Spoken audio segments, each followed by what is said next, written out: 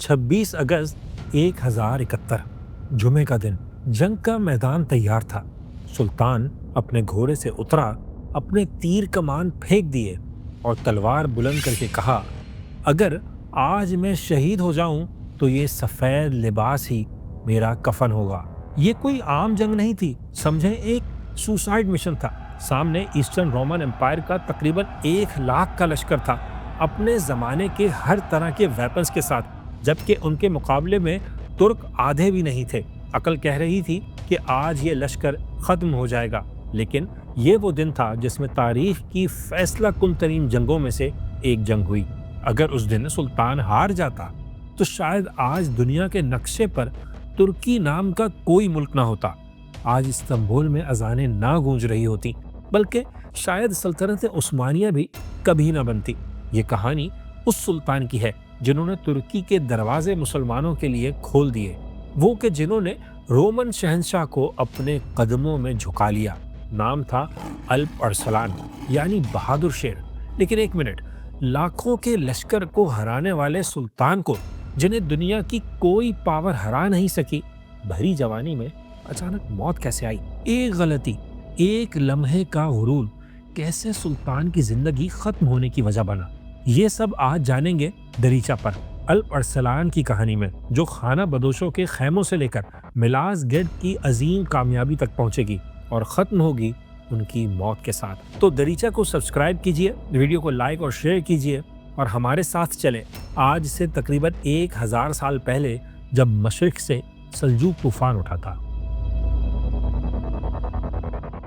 ये कहानी शुरू होती है सेंट्रल एशिया के उन मैदानों से जहां जिंदगी का दूसरा नाम ही समझे जंग था। ये 11वीं सेंचुरी का स्टार्ट था। दुनिया इस्लाम अपने बदतरीन हाल में थी। पूरी उम्मत का खलीफा कहलाने वाला अब्बासी खानदान सिर्फ नाम का हुक्मरान था और ईस्टर्न रोमन यानी बैजेंटीन एम्पायर मुसलमानों को निगलने के लिए तैयार थी। जब लग रहा था कि मुसलमान खत्म हो जाएंगे, तब मशरिक में कुछ और ही चल रहा था। यहाँ ओगोस तुर्कों का एक खाना बदोश कबीला सल्जूक था, जिसका कोई मुल्क नहीं था, कोई रियासत नहीं थी। उनका घर उनके घोड़े की पीठ थी, बस। उस कबीले के लीडर 2 भाई थे, तोगरिल बे और चगरी बे। वो किसी से लड़ना नहीं चाहते थे, खास तौर पर गजनवी एम्पायर से तो बिल्कुल नहीं, लेकिन उन्हें गजनवी इलाकों की चरागाहें इस्तेमाल करने की इजाज़त नहीं दी गई। मना कर दिया गया कि खबरदार इस इलाके में मत आना। लेकिन खाना बदोशों की मजबूरी थी, वो कहाँ जा सकते थे? उन्हें आना पड़ा, और आने का मतलब था लड़ाई। एक तरफ ज़मीन के मालिक बादशाह थे, तो दूसरी तरफ ये मजबूर खाना बदोश। एक ज़मीन के लिए लड़ रहा था और एक ज़िंदगी के लिए। नतीजा ये निकला कि सल्जूक जीत गए। इस कामयाबी ने दोनों भाइयों को एक ख्वाब दिखाया। उन्होंने कहा, अब हम सिर्फ भेड़ बकरियां नहीं चराएंगे, हम दुनिया पर हुक्मरानी करेंगे। लेकिन उनके पास क्या था? ना तोपे, ना किले, ना खजाने। सिर्फ एक चीज थी, तीर अंदाजी की वो महारत जिसका मुकाबला दुनिया की कोई फौज नहीं कर सकती थी। ये तूफान चला और रास्ते में आने वाली हर रुकावट को उड़ाता चला गया। सन 1040 में गजनवियों को बैटल ऑफ दंदानाकान में फैसला कुन शिकस्त दी, और उसके बाद आगे बढ़ते बढ़ते खुरासान और इस्फहान यानी पूरे ईरान पर कब्जा करने के बाद बिलाखिर 1055 तक बगदाद के दरवाजे पर पहुंच गए। तोगरिल बे हमला आवर बनकर नहीं, मुहाफिज बनकर आया था। उस वक्त बगदाद आले बोया के कब्जे में था, समझे। खलीफा बस एक कठपुतली था। ये सल्जूक थे जिन्होंने खलीफा को आज़ाद कराया। ये एक बहुत ही अहम मोमेंट था। एक ऐसी ताकत जिसको कुछ अरसे पहले कोई लिफ्ट भी नहीं करवाता था, आज खिलाफत को बचा रही थी। अब्बासी खलीफा ने अपनी कमर से तलवार और न्याम निकाली और तोगरिल बे की कमर पर बांध दी, और फिर उसे वो खिताब दिया जो इससे पहले किसी को नहीं मिला था, सुल्तान मशरिक़ व मगरिब। यानी अब मजहबी हैसियत खलीफा की थी, लेकिन ताकत सल्जूकों के पास थी। एक खाना बदोश कबीला अब आलम इस्लाम की सुपर पावर बन चुका था। इसी उभरती हुई सल्तनत में चगरी बे के घर एक लड़का पैदा हुआ जिसका नाम रखा गया मोहम्मद बिन चगरी। लेकिन उसकी ताकत, उसकी फुर्ती और बहादुरी देखकर उसे एक लक़ब दिया गया जो उसकी पहचान बन गया, अल्प अरसलान यानी बहादुर शेर। अल्प अरसलान को बचपन में खिलौने नहीं तलवारें मिली, होश संभाला तो कहानियां नहीं وار ٹیکٹکس سکھائی گئیں۔ جب الپرسلان جوان ہو رہا تھا تو سلجوقوں کی نظریں ایک خاص علاقے پر جمی ہوئی تھی، آج کا ترکی۔ لیکن یاد رہے اس وقت وہاں کوئی ترک نہیں تھا، وہ اناطولیہ تھا، کرسچینٹی کا قلعہ تھا۔ مسلمان اسے دیار روم کہتے تھے، وہ علاقہ جہاں جانے کا مطلب موت تھا۔ لیکن سلجوق غازی چھاپا مار کارروائیوں کے لیے وہاں گھس رہے تھے، وہ انہیں چھیڑ رہے تھے۔ بیزنطین بادشاہ غصے میں تھا، وہ اس وحشی قبیلے کو سبق سکھانا چاہتا تھا۔ اسٹیج تیار ہو رہا تھا، ایک طرف صدیوں پرانی رومن امپائر اور دوسری طرف نئے جذباتی اور ایمبیشن رکھنے والے سلجوق۔ لیکن الپرسلان کو سلطان بننے کے لیے پہلے اپنوں سے لڑنا تھا۔ طغرل بے کا انتقال ہو چکا تھا، تخت خالی تھا، گدھ منڈلا رہے تھے، بغاوتیں ہو رہی تھیں۔ کیا نوجوان شیر سلطنت کو سنبھال پائے گا یا سلجوقوں کا سورج طلوع ہونے سے پہلے ہی غروب ہو جائے گا؟ سن 1063 سلطان طغرل بے کی اپنی کوئی اولاد نہیں تھی، اس لیے ان کے انتقال پر چغری کے ایک بیٹے یعنی ارسلان کے بھائی سلیمان کو بادشاہ بنا دیا گیا۔ لیکن بڑا امتحان یہ تھا کہ اس کے اپنے کزن تخت کے دعویدار بن کر کھڑے ہو گئے۔ خانہ جنگی شروع ہو گئی اور اس خانہ جنگی کا رزلٹ یہ نکلا کہ سب سے طاقتور، سب سے زیادہ اہل بندہ تخت پر بیٹھ گیا۔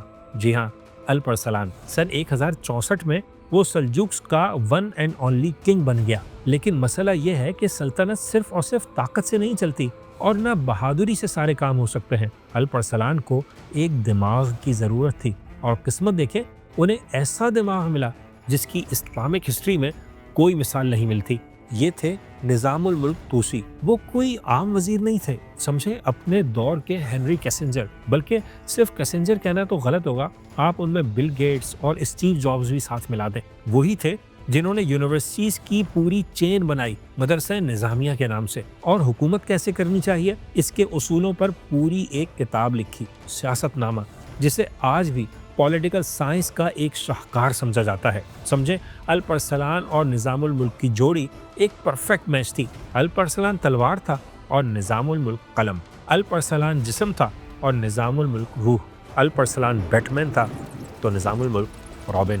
انہوں نے سلطنت کا نظام سنبھالا تاکہ الپرسلان اپنی توجہ وہاں دے سکیں جہاں انہیں سب سے زیادہ مزہ آتا تھا، جی ہاں، میدان جنگ میں۔ تو سلطان بنتے ہی الپرسلان نے سب سے پہلے مغرب کی طرف قدم بڑھائے، جہاں ان کے راستے میں پہلی رکاوٹ تھی آرمینیا۔ یہاں کا ایک شہر آنی 1000 گرجوں کا گھر کہا جاتا تھا اور مشہور تھا کہ اسے فتح کرنا مشکل ہی نہیں، ناممکن ہے۔ اس کے قلعے اتنے مضبوط تھے کہ کرسچن ورلڈ اسے اپنا آئرن گیٹ سمجھتی تھی۔ سن 1064 میں الپرسلان نے اس شہر کا محاصرہ کر لیا۔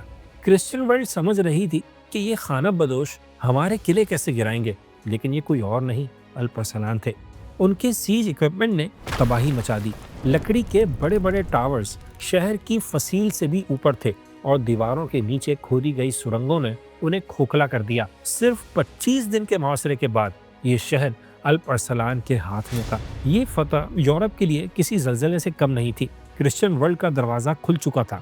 ایسٹرن رومن امپائر سمجھ گئی تھی کہ یہ صرف لوٹ مار کرنے والے لوگ نہیں، ان سے زمینیں چھیننے والے ہیں اور انہیں روکنا پڑے گا کسی بھی قیمت پر۔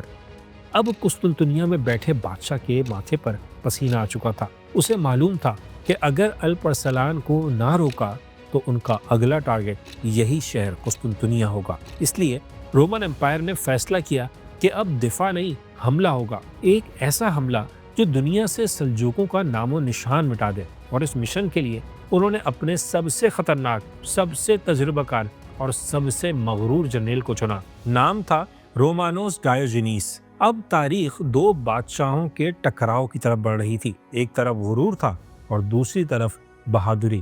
میدان تیار ہو گیا۔ خطرے کی گھنٹی بج چکی تھی۔ بیزنٹین امپائر میں اب ایک نیا رولر تھا۔ یہ کوئی عام بادشاہ نہیں، ایک جنگجو بادشاہ تھا۔ رومانوس نے تخت پر بیٹھتے ہی قسم کھائی کہ میں ترکوں کو صرف اناطولیہ سے نہیں نکالوں گا، ان کا پیچھا کرتے ہوئے ایران تک جاؤں گا اور ان کی نسلیں ختم کر دوں گا۔ وہ صرف اپنا ڈیفنس نہیں کرنا چاہتا تھا، بلکہ اس کا منصوبہ ترکوں کی ٹوٹل انائلیشن کا تھا۔ اس کے لیے اس نے تاریخ کی سب سے بڑی فوج تیار کرنا شروع کر دی، اور اس فوج میں کون نہیں تھا؟ یورپ بھر کے کرائے کے قاتل نارمنز، فرینکس، روسی اور یہاں تک کہ سلجوق مخالف ترک قبیلے بھی پیسے کے لیے اس کے ساتھ مل گئے۔ رومانوس نے کل ملا کر 1,00,000 کا لشکر تیار کیا، اتنا بڑا لشکر کہ جب چلتا تھا تو زمین لرزتی تھی۔ اور الپ ارسلان کہاں تھے؟ کیا وہ اس حملے کے لیے تیار تھے؟ بالکل نہیں۔ یہی اس کہانی کا سب سے بڑا ٹوئسٹ ہے۔ الپ ارسلان کا رخ بیزنطینیوں کی طرف تھا ہی نہیں، ان کا مشن تھا مصر کی فاطمی سلطنت کو ختم کرنا۔ وہ پوری مسلم ورلڈ کو یونائٹ کرنا چاہتے تھے، اس لیے وہ اپنی فوج لے کے شام کے شہر حلب پہنچے اور یہاں سے مصر پر اٹیک کی تیاری کرنے لگے۔ یہیں پر رومانوس نے ایک بہت زبردست چال چلی۔ اس نے الپ ارسلان کو امن معاہدہ آفر کیا۔ ارسلان سمجھے رومی ڈر گئے ہیں، اس لیے انہوں نے معاہدہ قبول کر لیا اور مصر کی مہم کی تیاری کرنے لگ گئے۔ انہیں اندازہ ہی نہیں تھا کہ یہ پیس آفر نہیں، ایک دھوکہ ہے۔ اور جیسے ہی الپ ارسلان مغرب سے مطمئن ہو کر آگے بڑھے، رومانوس نے اپنی فوج کے ساتھ مشرق پر یلغار کر دی۔ ہدف تھا ملازگرد، جسے انگریزی میں مینزیکٹ کہتے ہیں، یعنی وہ موجودہ ترکی کا دروازہ بند کرنا چاہ رہے تھے۔ اس کی لوکیشن دیکھیں، یہ جگہ آج بھی آپ کو ترکی کے بالکل مشرق میں نظر آئے گی، مشہور جھیل وان کے بالکل قریب۔ اور رومانوس اتنا کانفیڈنٹ تھا کہ یہ بھی طے کر چکا تھا کہ جیت کے بعد کون سا علاقہ اپنے کس جرنیل کو دے گا، اور یہ تک کہا کہ میں اپنے گھوڑوں کو دریائے دجلہ سے پانی پلاؤں گا۔ وہ تو ملازگرد سے کہیں پہلے دجلہ کا پانی استعمال کر سکتا تھا، کیونکہ یہ دریا تو کہیں پہلے آتا ہے، لیکن ہو سکتا ہے اس کا اشارہ بغداد کی طرف ہو۔ جب الپ ارسلان کو پتہ چلا کہ رومانوس نے معاہدہ توڑ دیا ہے اور سلجوق امپائر کی سرحدوں میں داخل ہو رہا ہے، تو وہ حلب میں تھے۔ انہیں بہت ہی خطرناک سچویشن کا سامنا تھا۔ ان کے پاس آدھی فوج تھی، وہ بھی اتنے لمبے سفر میں تھک ہار کر پہنچی تھی، لیکن اب اس فوج کے سامنے دو راستے تھے، یا تو پیچھے ہٹ جائے اور رومانوس کو ایران میں داخل ہونے دے، یا پھر اپنی مٹھی بھر فوج کے ساتھ ہی اس سیلاب سے ٹکرانے کے لیے میدان میں پہنچے۔ ہم نے بتایا تھا کہ ارسلان کی سب سے بڑی خوبی ان کی بہادری تھی۔ انہوں نے وہی فیصلہ کیا جو ان جیسے بہادر بادشاہ کو کرنا چاہیے۔ انہوں نے ٹکر لینے کا اعلان کر دیا۔ اس کے ساتھ ہی ایک خوفناک سفر شروع ہو گیا۔ تھکی ہاری فوج راستے میں بیماریوں کا بھی شکار ہوئی، اور جب تک ملازگرد پہنچی تعداد صرف 20 سے 30 ہزار رہ گئی تھی، اور سامنے تھا رومانوس کا 1,00,000 کا ٹھاٹھے مار کا سمندر۔ تناسب 1:5 کا تھا، یعنی ہر مسلمان کے مقابلے میں 5 رومن سپاہی۔ عقل تو کہہ رہی تھی کہ بھاگ جاؤ، لاجک کہہ رہی تھی کہ یہ خودکشی ہے، لیکن شیر نے بھاگنے سے انکار کر دیا، اور رومنز کے اندازوں کے بالکل الٹ سلجوق لشکر میدان میں آ گیا۔ 26 اگست 1071 کے دن تاریخ کا فیصلہ ہونے والا تھا۔ کیا ایک چھوٹی سی فوج ایک سپر پاور کو ہرا سکتی ہے، یا آج کے دن سلجوقوں کا نام و نشان مٹ جائے گا؟ ہم بھی ہوتے تو انڈر ڈاگز کے ساتھ ہی ہوتے، اور اس دن تاریخ بھی انہی کے ساتھ تھی۔ 26 اگست 1071 جمعے کا دن، سورج سر پر تھا، گرمی اپنے عروج پر تھی۔ مسجدوں میں الپ ارسلان کی کامیابی کے لیے دعائیں مانگی جا رہی تھیں، اور میدان جنگ میں بھی الپ ارسلان کی قیادت میں خوب رو رو کر دعائیں مانگی گئیں۔ لیکن جنگیں صرف دعاؤں سے نہیں جیتی جا سکتی۔ میدان کا منظر بہت ہی خوفناک تھا، اور ایسی سچویشن میں اپنے لوگوں کا حوصلہ بڑھانے، ممولے کو شہباز سے لڑانے کے لیے کوئی بہت ہی ایکسٹریم سٹیپ اٹھانے کی ضرورت تھی، اور الپ ارسلان نے یہاں وہ کیا جو کبھی کوئی بادشاہ نہیں کرتا۔ وہ سفید لباس پہنے ہوئے تھے، گھوڑے سے اترے، تیر کمان پھینکے اور تلوار اٹھا لی، اور پھر فوج سے کہا، یہ میرا شاہی لباس نہیں، یہ میرا کفن ہے، اگر میں مارا جاؤں تو مجھے اسی میں دفن کرنا۔ تیر کمان پھینکنے اور تلوار پکڑنے کا مطلب تھا کہ بادشاہ دور سے نہیں، سب سے آگے لڑے گا۔ فوج نے دیکھ لیا کہ ان کا سلطان کہیں پیچھے بیٹھ کر حملے کا حکم نہیں دے رہا، بلکہ سب سے آگے ہے اور کفن پہن کر کھڑا ہے۔ یہاں الپ ارسلان نے کہا، آج یہاں کوئی سلطان نہیں، کوئی سپاہی نہیں، ہم سب برابر ہیں، اور سب اللہ کے راستے میں شہید ہونے جا رہے ہیں۔ جوش، جذبہ اپنے عروج پر پہنچ گیا۔ اگر کسی کے دل میں خوف تھا بھی تو نکل گیا۔ جنگ شروع ہوئی۔ رومی فوج اپنے بھاری بھرکم ہتھیاروں اور فوج کے ساتھ آگے بڑھی تو زمین لرز رہی تھی۔ رومانوس چاہتا تھا کہ ترک اس کے ساتھ آمنے سامنے کی لڑائی لڑیں، ہیڈ آن کولیجن ہو، تاکہ وہ اپنی تعداد کے زور پر انہیں کچل سکے، لیکن الپ ارسلان نے وہ کیا جسے توران ٹیکٹک یا وولف ٹریپ کہا جاتا ہے، ترکوں کا لڑائی کا خاص اسٹائل۔ جیسے ہی رومی فوج قریب آئی، ترکوں نے تیر برسائے اور پھر بھاگنا شروع کر دیا۔ رومانوس ہنسا، سوچا ترک ڈر گئے اور حکم دیا پیچھا کرو، انہیں جانے مت دو۔ رومی فوج جو واقعی بہت آرگنائز تھی، جوش میں آ کر اپنی صفیں توڑ بیٹھی اور ترکوں کے پیچھے بھاگی۔ وہ نہیں جانتے تھے کہ وہ شکار نہیں کر رہے بلکہ شکار ہونے والے ہیں۔ شام ہونے والی تھی، رومی فوج میلوں دور تک پھیل چکی تھی، تھک چکی تھی اور اپنی بیس سے کٹ چکی تھی، اور عین اسی لمحے الپ ارسلان نے اشارہ کیا۔ جو ترک بھاگ رہے تھے وہ اچانک رکے اور پلٹ گئے، اور دائیں بائیں چھپے ہوئے گھڑ سواروں نے رومی فوج کو گھیر لیا۔ جال بچھ چکا تھا، اب شکاری خود شکار ہو رہا تھا۔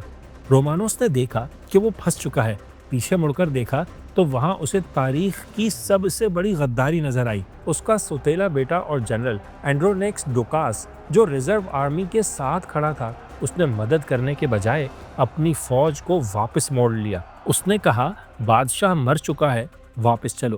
یہ رومانوس کے تابوت میں آخری کیل تھی۔ اب جنگ نہیں تھی، اب قتل عام تھا۔ وہ عظیم رومی فوج جو صبح تک اپنی کامیابی کا ایڈوانس جشن منا رہی تھی، اب رات کے اندھیرے میں ہر طرف موت دیکھ رہی تھی۔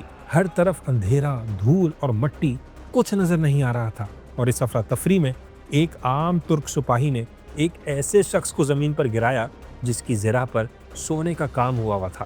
جب دھول کم ہوئی، صبح روشن ہوئی تو دنیا نے ایک ناممکن منظر دیکھا۔ رومن شہنشاہ قیصر روم مسلمانوں کا قیدی بن چکا تھا۔ تاریخ میں پہلی بار ایک رومن ایمپرر جنگ کے میدان میں زندہ گرفتار ہو گیا تھا۔ ملازگرد کا میدان رومیوں کا قبرستان بن گیا۔ لیکن اس فتح کا سب سے حیرت انگیز حصہ جنگ نہیں تھی، بلکہ وہ ملاقات تھی جو جنگ کے بعد الپ ارسلان اور رومانوس کے بیچ ہوئی۔ ایک ایسی ملاقات جس نے دنیا کو بتایا کہ مسلمانوں میں اور مسیحیوں میں کیا فرق ہے۔ ملازگرد کی جنگ ختم ہوئی، روم کا غرور مٹی میں مل گیا۔ رومانوس جس نے صبح قسم کھائی تھی کہ وہ ترکوں کی نسلیں مٹا دے گا، اب سر جھکائے ایک قیدی کی طرح الپ ارسلان کے سامنے کھڑا تھا۔ تاریخ بتاتی ہے کہ جب اسے لایا گیا تو الپ ارسلان نے ماننے سے انکار کر دیا کہ یہ دھول میں اٹا ہوا بے حال بندہ بادشاہ کیسے ہو سکتا ہے۔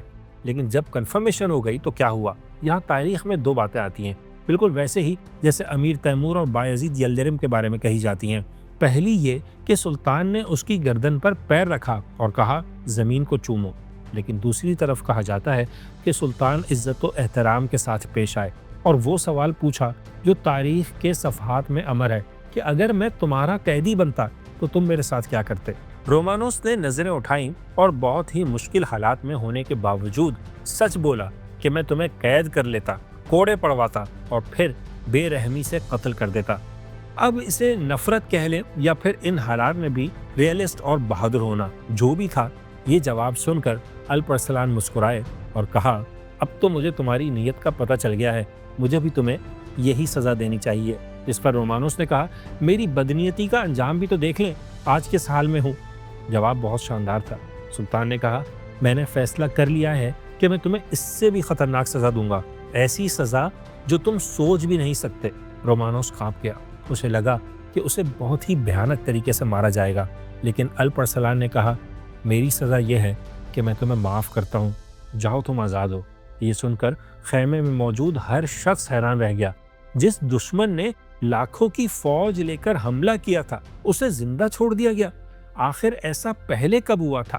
بہرحال ایک نئے معاہدے کے ساتھ 3.5 لاکھ دینار سالانہ کے خراج، تمام مسلمان قیدیوں کی رہائی اور ضرورت کے وقت فوجی مدد فراہم کرنے کے وعدوں کے ساتھ رومانوس کو چھوڑ دیا گیا۔ حقیقت یہ ہے کہ الپ ارسلان کا رومانوس کو چھوڑنے کا فیصلہ میدان جنگ سے بھی بڑی فتح تھی، مورل وکٹری تھی۔ اس ایک عمل نے لوگوں کو بتا دیا کہ ترک کوئی وحشی نہیں، رحم دل لوگ ہیں، اور یہی وجہ ہے کہ ملازگرد کے بعد اناطولیہ کے دروازے مسلمانوں پر کھلتے چلے گئے۔ ترک قبائل جوک در جوک علاقے میں داخل ہونے لگے، اور آج کا ترکی جو اس سے پہلے کبھی ترکوں کی سرزمین نہیں تھا، آج الپ ارسلان کی اسی معافی کی بنیاد پر کھڑا ہے۔ لیکن الپ ارسلان یہ نہیں جانتا تھا کہ جس موت سے وہ یہاں بچ نکلا ہے وہ کسی اور شکل میں اس کا انتظار کر رہی ہے۔ جس شیر نے لاکھوں کے لشکر کو ہرایا تھا اپنی ایک چھوٹی سی غلطی کا شکار ہونے والا تھا۔ ملاذگرد کی فتح کے بعد الپ ارسلان اپنی طاقت کے عروج پر تھے۔ لگتا تھا کہ اب دنیا کی کوئی طاقت انہیں روک نہیں سکتی، اسی لیے انہوں نے ترکستان فتح کرنے کا ارادہ کیا۔ یہ ترکستان اصل میں آج کے سینٹرل ایشیا کو کہا جاتا ہے۔ ترکوں کی اصل سرزمین یہی ہے اور یہیں سے وہ نکل کر ہر جگہ پھیلے۔ تو الپ ارسلان سمجھتے تھے کہ اب وقت آ گیا ہے کہ وہ اپنے باپ دادا کی سرزمین کو بھی اپنی حکومت میں شامل کریں۔ اس مقصد کے لیے انہوں نے ترکستان کا سفر کیا۔ لشکر نے آمو دریا پار کیا اور کچھ قلعے فتح کیے، جس میں ایک قلعہ دار کو پکڑ کر سلطان کے سامنے لایا گیا۔ اس کا نام تھا یوسف برزمی۔ جب اسے سلطان کے سامنے پیش کیا گیا تو سلطان نے اس سے بڑے سخت سوالات کیے اور بالآخر سزائے موت دینے کا اعلان کیا۔ کہا کہ 4 میخیں گاڑ کر اس کے ہاتھ پاؤں باندھ دو اور سخت اذیت دے کر مارو۔ موت کو سامنے دیکھ کر تو یوسف کے دل میں خوف ہی ختم ہو گیا، بلکہ یہ کہہ لے کہ موت نے اسے نڈر بنا دیا۔ اس نے بھری محفل میں سلطان کو گالی دیتے ہوئے کہا، اے نامرد، کیا مجھ جیسے بہادر کو تو اس طرح کتے کی موت مارے گا؟ سلطان کو شاید جنگ میں گھاؤ لگتا تو اتنی تکلیف نہ ہوتی جتنی اس جملے سے ہوئی۔ یہ سلطان کی مردانگی اور غیرت پر ڈائریکٹ اٹیک تھا۔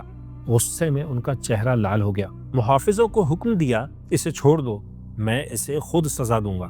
الپ ارسلان کو اپنی تیر اندازی پر بڑا ناز تھا۔ انہوں نے کمان اٹھائی اور خود یوسف کا نشانہ لیا۔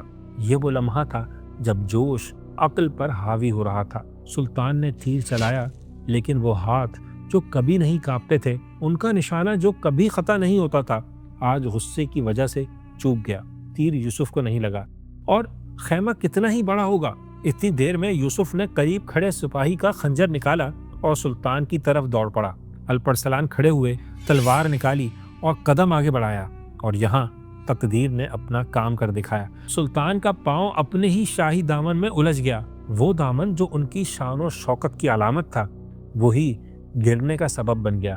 وہ اوندھے منہ گر پڑے، اور اس سے پہلے کہ کوئی کچھ کرتا، یوسف سر پر پہنچ گیا۔ اس نے سلطان کی پیٹھ پر 1 نہیں 2 نہیں بلکہ 7-8 وار کر دیے۔ یوسف نے بھاگنے کی کوشش بھی کی، لیکن سلجوق فوجیوں نے اس کے ٹکڑے ٹکڑے کر دیے، لیکن کوئی فائدہ نہیں تھا، نقصان ہو چکا تھا۔